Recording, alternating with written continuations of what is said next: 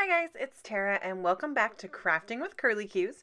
Today I have kind of a different project for you. I am just going to be showing you how to create a rainbow background using Distress Oxide Inks. So I'm going to be creating this really fun, ginormous background that I am going to then die cut up and make a whole bunch of different cards with. But for this video, I'm only going to show the background because I tried to put everything together and it was turning into a real long video, you guys. So for this, I thought I'd split it up a little bit. So first I have a pretty ginormous piece of Bristol Smooth White cardstock. So this is my favorite cardstock to use with Distress Oxide Inks. And you guys, I'm obsessed with Distress Oxide Inks. I have the colors I'm using listed on the screen right there. And they are so gorgeous. You can see them at the very top and they're just so stinking vibrant and amazing. So Distress Oxides have a unique ink blend, and I'm not going to pretend to know the science of the ink, you guys. But I do know that they are like not just a dye ink, they have some pigment ink in them, which makes them really super blendable, makes them kind of float over the top of the paper. They're just a really unique, phenomenal ink, because what else would you expect from Tim Holtz, right? Like, that's just how it goes. He's phenomenal and comes up with amazing stuff. So I have been having a blast creating backgrounds because they blend so smoothly. You don't get the lines and the marks and stuff that you can get sometimes with other inks, which frankly I need, right? Because I have limited time to craft and I need things to be as easy as possible. So, you know, that's just how it goes. And so I have been playing with these a ton, and I wanted to just see what would happen if I just use them on this huge surface. So I am not using any kind of stencil or anything. So the concept here is super easy and anybody can do this, you guys. So much fun, so simple. And I am not stressed about perfection. That is one thing, like, when I'm ink blending, you guys, perfection is nowhere even in my vocabulary, because ink blending is kind of supposed to look like kind of a natural, organic thing, right? So I'm doing a rainbow. I'm not doing traditional rainbow colors. I like these more bright, like pinks and that kind of rainbow, as opposed to like red and primary colored rainbows. So that's what I'm going with here, but it's still kind of rainbow order. And I am just taking some washi tape that I had in my collection. I chose to use some thicker washi tape just to give me a little bit more wiggle room, but you could totally use normal washi tape. And I am just using the washi as like little masks and creating this diagonal striped pattern. You can see, like, it's totally not perfect. It keeps jiggling around. My washi's not sticking, you guys. You can totally see on the edge there, I'm getting over the top of my washi. Like I said, I'm not super stressed about perfection, you guys. One thing you do kind of have to be careful with, though, is that because of the pigment ink in these Distress Oxides, they don't dry super quickly. So I was definitely picking up some ink when I was putting my washi over the colored section and kind of transferring that over to my next section if I use that same washi tape again. Again, I didn't particularly care because I'm not going for perfect, but if that's something that would bother you, you'd want to use fresh washi every single time you moved it. But I don't think it really made that big of a difference. So I'm just doing stripes here. I did speed this video up. This is 2 times the amount of time that it took me to do it. I tried to leave it regular length, you guys, and not speed it up at all, which is crazy. I've never done a real-time video, although I do think I'm going to start doing some live stuff, because in my business, in my LuLaRoe business, I go live all the time to sell, and I hang out with my peeps, and it's one of my favorite things to do. And so I thought, how fun would it be to start going live here in YouTube with you guys, or on my Instagram or on my Facebook, and do some crafting real time and chat with you guys and see what's up with you, and you know, brainstorm some crafty ideas and stuff. I think that'd be super fun. So that's something I'm hoping to try to start doing pretty soon. But anyway, so this is sped up because I didn't want to make it super long. It wasn't crazy long, but it was definitely like pushing 20 minutes. So I was like, meh, we'll trim it back a little bit. But it's not as fast as I usually do. I usually speed up at least 4 times, if not 8 in my videos, just to try to get everything crammed into a reasonable bite-sized amount of time. But I wanted to keep this as real as possible to kind of show you this process, since this is rare for me that I'm doing more of a process video as opposed to a project video. But I wanted you to be able to see just what I'm doing and how incredibly easy it is to get such a gorgeous, phenomenal blend with these stinking Distress Oxide inks, you guys. They are perfection. You need them all. I'm just going to tell you that right now. So you can see some of the cross-contamination there, just a little bit on the edge of that purple, and it's because I had that tape over that blue before. So, I mean, that's what I'm saying when you put the washi tape over the colors, but whatever. So I'm not using a ruler to make sure my lines are straight. I'm just eyeballing everything. And I'm doing all different size lines because I thought that would make it look a little bit better than trying to guesstimate exactly the same width of lines and having some end up not exactly the same. So I embraced the chaos, you guys.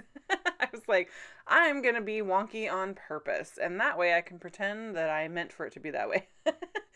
So I skipped ahead here because I'm just doing the same process for this whole panel. So this is a huge panel, y'all. It's like 9 inches by 8 inches or something. I just used what was left of a sheet of Bristol smooth white in my pad, which is like a 9 by 12 pad or something like that. So it's pretty big. And then this part right here is actually not sped up. You can see I did slow it down for the end so you could see exactly how I do the end part here. And then when I add my spritzies to this, it makes it super fun. So anyway, this is the end. So I'm just, like I said, same process, just going over all the way through this entire sheet of paper. I feel like I'm moving like a snail right now because I'm so used to watching all my craft stuff sped up. Like, I seriously feel like I am in slow, like purposely crazy slow. Does that not look like I slowed it down on purpose? It's so funny. Look how inky I got. You got to watch your fingers. The Distress Oxides do not dry right away, as I said before. So I'm also going to show you how amazingly phenomenal my Tim Holtz glass craft mat is here, because you can see how messy everything is.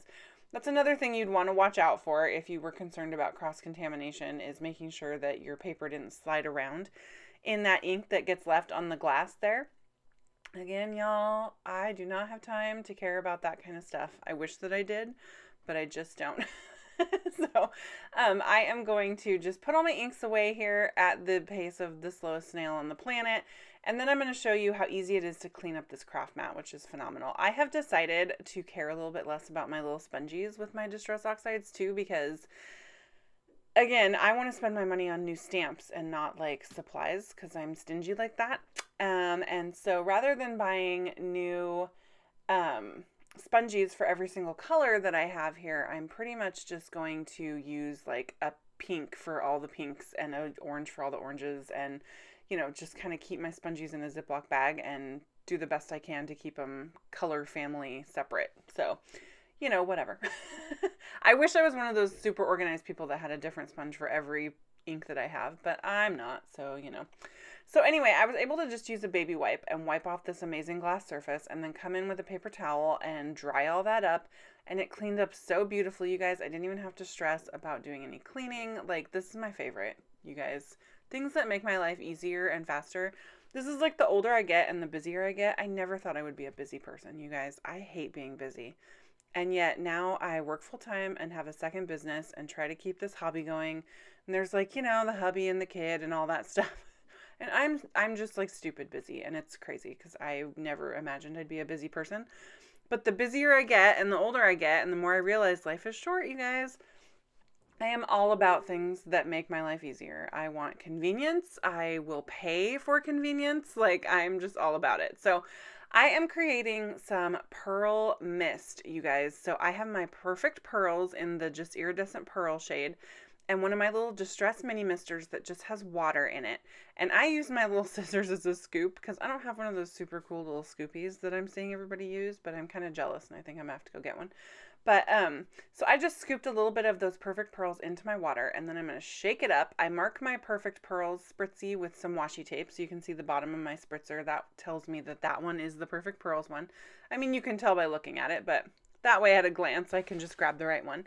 And now I'm going to spritz that entire backdrop that I created with this shimmer mist. So it helps to set your Distress Oxides with water anyway. It just kind of makes them look this awesome chalky, like they just react with water in a really cool way, you guys. Again, I don't know the science of it all, but it's super cool.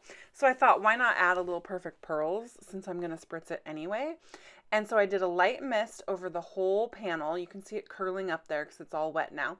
And so then I'm just going to come in with my heat tool and I'm going to dry that off really quick. And then I'm going to show you guys how incredibly shimmery and sparkly and phenomenal adding that perfect pearls to the water makes this panel. It's crazy, you guys. It's so much fun.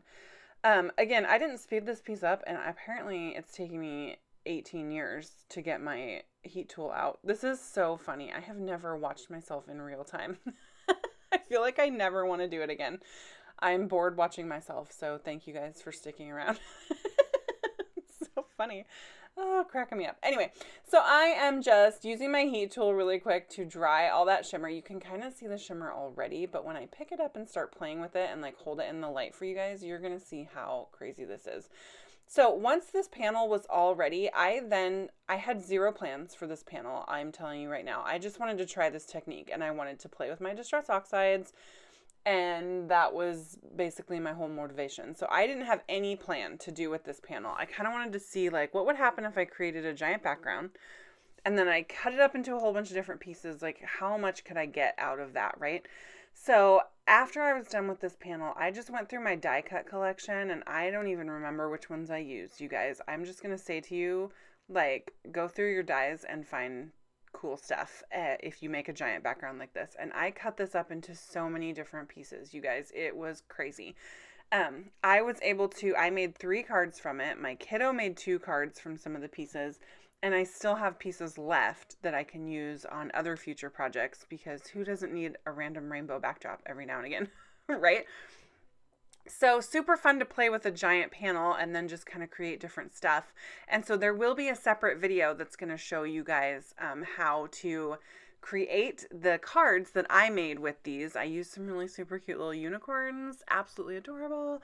And once I have that video up and created, I will put a little link up in the corner here while I'm talking about it so that you guys can make sure that you check that out and see what came of this panel. But for now, I don't actually have that created yet because that's my next project after I'm done posting this video. But you can see just how vibrant those colors are. Distress Oxide inks are so vibrant, you guys. Absolutely amazing. I had so much fun creating this panel. I'm going to do this a lot. Look at that shimmer. Are you kidding me? It's killing me. I love it. So pretty. Adding that perfect pearls makes like a huge difference, and it makes my rainbow that much more magical, which I think is phenomenal. So I'm going to give you guys a little sneak peek here at all the different die cut shapes that I created using this panel.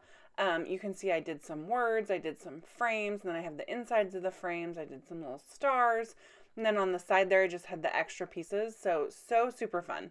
Thank you guys so much for joining me today. I so appreciate your comments and your likes and your follows and your subscribes and all that good stuff. Here's a couple more videos that might interest you, and I will catch you guys next time. Thank you. Bye.